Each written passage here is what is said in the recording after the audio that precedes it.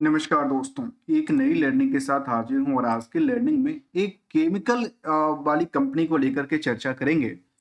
जिसमें केमिकल से जो बिलोंग करती है कंपनी, लेकिन इनके पास जो प्रोडक्टिविटीज है वो एक इंडिविजुअल तक कनेक्टिंग की बात कहती है। और जहाँ पे जो इनके पास ब्रांड्स हैं और बाकी जो चीज़ें हैं केमिकल्स को लेकर के, जहाँ पे वो डायरेक्टली एक इंडिविजुअल कस्टमर तक इनका कारोबार भी तक कनेक्ट करती नज़र आती है, जहाँ पे न्यूट्रिशंस की बातें कहती है। एनिमल फीड्स को लेकर देखा जाए, बायोडीज़ल पे इनका ये जो कारोबार है उसमें इनका भागीदारी बनती नज़र आती है। और कहती है यूएसडी 200 मिलियन टर्नओवर कंपनी है, 100 प्लस प्रोडक्ट इनके पास हैं, 1000 से ज़्यादा एम्प्लॉय की बातें कहती है और 160 ग्लोबल सेल्स नेटवर्क की बातें करती है, जहाँ पे इनके साथ पार्टनर्स या प्रेजेंस की बात उन्होंने कर कहती होगी। कंपनी का नाम देखा जाए, जहाँ पे खास करके फूड्स एंड बेवरेज में इनकी काफ़ी अच्छा खासा रोल है। इसके अलावा इनके पास एक्सटेंड्रा की बात किया जाए, इसके अलावा इनके पास चाहे यूरोपिएट्स की बात किया जाए, समीर और ये सब जैसी चीज़ों को लेकर के इनका कारोबार जो चला है, इसको लेकर के मार्केट में जब इनकी चार्ट ग्राफ को देखेंगे तो ये जो लगातार गिरती हुई स्टॉक थी पहले, वो अब लाकर चलती हुई स्टॉक है और इसके पास मल्टीपल लेयर हैं इनको, खास करके रेजिस्टेंस को लेकर के, अर्थात डेली ये अपनी near about the higher price price के आसपास रखती है और वहीं रेजिस्टेंस क्रिएट करने की कोशिश में है, जो कि इनके पास ऑलरेडी रेजिस्टेंस है। सपोर्टिंग भी इनके पास हमेशा सपोर्टिंग देखने को मिला है, रेजिस्टेंस भी हमेशा देखने को मिला है। चलिए जानने की कोशिश करेंगे इस कंपनी को। इसका नाम है कैम्बलिन्स फॉइंस एंड शाइन्स लिमिटेड और इनका कारोबार देखा गया कि engage in the business of the specialities chemical से बिलोंग करती है। और साथ में देखा जाए तो इनकी ईयर ऑन ईयर बेसिस का ग्रोथ जब हमने 2020 से लेकर के 24 तक का अवलोकन किया, तो सामने ये निकल के आती है, कुछ फिगर में वाई वाई के बेसिस में गिरावट था, कुछ जगह पे लगातार स्टेबल कर रही थी, कुछ जगह पे मार्केट में सस्टेन करने की कोशिश कर रही थी। यहाँ पे क्वार्टर ऑन क्वार्टर बेसिस में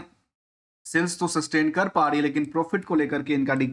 डिक्लाइनिंग मोड देखने को मिला है, जहाँ पे प्रॉफिट के बजाय कंपनी नुकसान बेस बेस दर्ज करती नजर आती है। इसका देखा जाए गूगल फाइनेंस की अकॉर्डिंग देखा जाए तो ये कहती है कि 624 एम्प्लॉय और कंपनी के डेटाबेस के मुताबिक बात कहती है कि इनके पास करीब करीब 1000 से ज़्यादा एम्प्लॉय इन कंपनी के पास हैं, 100 से ज़्यादा प्रोडक्ट रेंज की बातें कहती है और 150 का ग्लोबल प्रेजेंस, अर्थात 150 कंट्री में इनका कारोबार चलती है, या फिर उनमें सेल्स टीम की बात उन्होंने रखी है। इसमें देखा जाए प्रोडक्टिविटीज में इनके पास क्या क्या है, जहाँ पे देखा गया कि एक्सटेंड्राज हैं, न्यूट्र नेस्चर्स की बात कहते हैं, एसेंशियल की बातें कहती है, एडोल्ट्स हैं, डायनामिक्स की बातें कहती है। इसके अलावा बायोसस एंड अदर ब्रांड्स इनके पास भी अवेलेबल हैं, जो उनके पास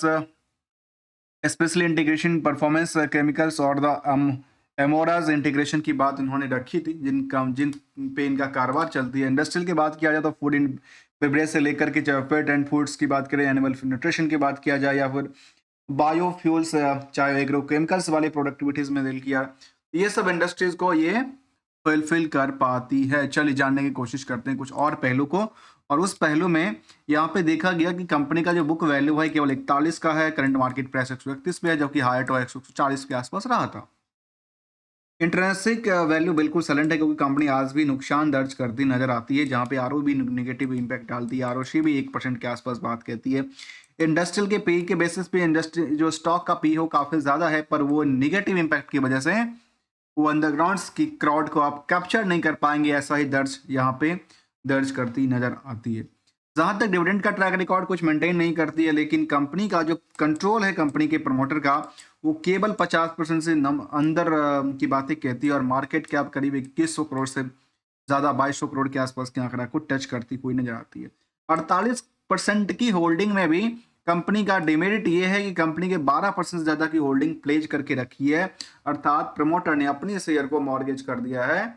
और उसके बदले उन्होंने अपनी फंड रेज करके कुछ और काम धंधा में लगे हैं, या फिर खाना पूर्ति में लगे हैं, या क्या कर रहे हैं, ऐसा कुछ आइडिया यहाँ पे देखने को नजर नहीं आती है। यदि कंपनी के नेट इनकम साइड को देखा जाए और इनकी आउटस्टैंडिंग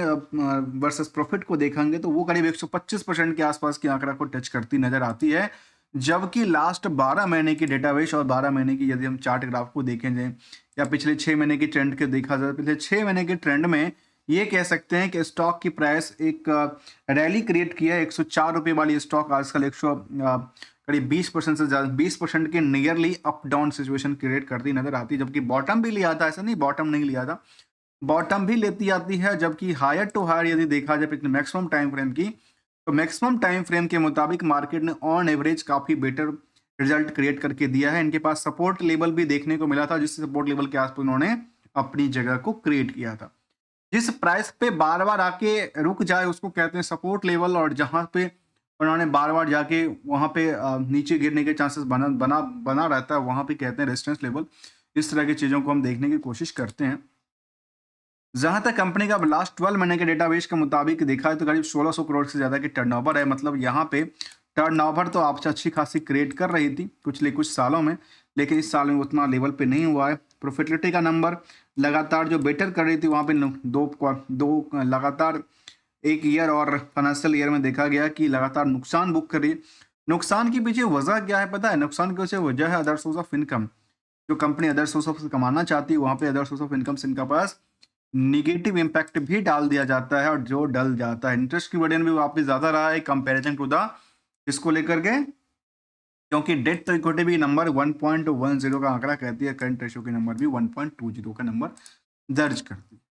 इसके अगले पड़ाव की तरफ देखा जाए तो ये कह सकते हैं कि कंपनी के जो रिस्क फैक्टर रहा है इसको लेकर के केवल 2 महीने की रिस्क फैक्टर थी, और कंपनी के जो वेंडर्स हैं उनको उन्होंने शायद डबल डे में पेमेंट दे दी, अर्थात डबल मार्जिन लेती है उस फंड को रखने के बाद। इनकी बैलेंस शीट की पोजीशन को देखा जाए तो कंपनी के पास जो कर्ज को लेकर सिचुएशन की बात किया जाए तो कंपनी के पास जो बोरोइंग्स दिख रही है वो 767 करोड़ के आसपास दिख रही है, जो कि पिछले पीरियड से कई बार अप भी होती है, कई बार डाउन ट्रेंड भी बनती है। जहां तक यहाँ पे देखा गया कंपनी के फिक्स एसेट्स में लगातार जो ग्रो होना चाहिए था वहां पे डिक्लाइन देखने को मिला है, और बाकी सब चीजों में देखा गया इनका जो वेटेज था बैलेंस शीट का उसमें कमी दर्ज करती नजर आती है कंपैरिजन टू द मार्च की डेटाबेस के मुताबिक। लेकिन इसको लेकर के जब हमने देखा ओवरऑल तो कंपनी 17% की कमाई की बजाय प्रॉफिट की बजाय नुकसान बुक कर रही है अपने पूरे पूरे पूरे बिजनेस में, लेकिन आज भी सेल्स के आधार पे 19% के आसपास मार्केट में रिस्क उधार पड़ा है, जो कि 2-3 महीने में इनके पास पैसा मिलता है। यदि हम इनकी सीजीआर के बेसिस पे देखा जाए तो सीजीआर के बेसिस पे ये डेटाबेस आंकड़ा देती है कि यहाँ पे स्टॉक परफॉर्मेंस बेटर करती नजर आती है, कंपाउंडेड प्रॉफिट भी अब डाउन साइड में दर्ज करती है, और साथ में यदि पीयर्स के अवलोकन करेंगे तो पीयर्स के मुकाबले यहाँ पे भीड़ तो काफ़ी ज़्यादा है, पर वो दिखती नहीं है क्योंकि वो अंडर ग्राउंड हो चुकी है, प्रॉफिट की वजह से नुकसान बुक करते हैं। निवेशकों का इंटरेस्ट में देखा जाए तो ये कह सकते हैं करीब 67,000 से ज़्यादा 60 से 70 हज़ार निवेशकों का इंटरेस्ट इस कंपनी से जुड़ा हुआ है, और उसमें खास करके देखा जाए एफआई तो बहुत बड़ी नहीं है, लेकिन डीआई के 4% के आसपास होल्डिंग है, जिसमें कि ICICI prudential small cap fund के 4% के आसपास होल्डिंग यहाँ पे बनी हुई नजर आती है। और यहाँ पे एक बात और देखना जरूरी है कि क्या प्रमोटर के पास होल्डिंग का क्या है रहा, तो प्रमोटर के पास देखने को मिला जो प्रमोटर पहले तो कुछ था नहीं, लेकिन सितंबर एक साल के दौरान के देखा गया कि यहाँ पे नई पोजीशन शायद मैनेजमेंट चेंज हुआ था, या फिर प्रमोटर ने अपनी पोजीशन को खुद ही या फिर उनको कुछ ऐसा आंकड़ा निकल के आती है। अल्टीमेटली इनके पीछे है कौन? देखा गया इन्फिनिटीज डायरेक्ट होल्डिंग्स कंपनी है, जो कि शायद फॉरेन कंपनी के नाम शामिल आती है, उनके पास इसका शायद अल्टीमेट होल्डिंग दर्ज करती है, और कुछ इंडियन प्रमोटर भी देखने को मिलती है कंपनी को लेकर के। इसके अलावा यदि एफआईडीआई की भूमिका में हमने देखा कि पब्लिक के पास यदि भूमिका देखें तो पब्लिक में कुछ बड़ी, पब्लिक में ऐसा नाम की बात करें नहीं, कुछ तो नाम शामिल है, क्या ये सुपर इन्वेस्टर हैं, बिग बुल्स हैं, ऐसा अवलोकन करना थोड़ा सा मुश्किल हो जाता है, लेकिन कई बार हम लोग इसको सर्च करने की कोशिश करते हैं। जैसे 2% की इनके पास होल्डिंग है, क्या ये बड़ी निवेशक है? तो कहते नहीं, ये तो बड़े निवेशक नहीं है, शायद इंटरनल होंगे या उनसे रिलेट करते हुए नजर आते हैं। यहाँ पे हमने देखा है कंपनी में निवेशकों का इंटरेस्ट काफ़ी ज़्यादा है, लेकिन कुछ जो रिटर्न नहीं क्रिएट कर रही, लेकिन कुछ रिस्क फैक्टर को जरूर आज भी इन्वॉल्व करती नजर आती है, जहाँ पे लोग जो लो इंटरेस्ट रेशियोज कवरेज की बात कहते हैं, लोग तो लो रिटर्न की इक्विटी की बातें कहती है, और उनमें जो ट्रेडिंग है उसको लेकर के करती है, उसको लेकर कोई बड़ी असर नहीं करती है। लेकिन यदि इनकी उन पार्टों को ज़्यादा देखने की कोशिश करें, क्या इनके पास जो सेगमेंट है उसमें किस सेगमेंट से सबसे ज़्यादा पैसा कमा पाते हैं, और सेगमेंट वाइज रेवेन्यू का जो माध्यम है वो क्या रहा है,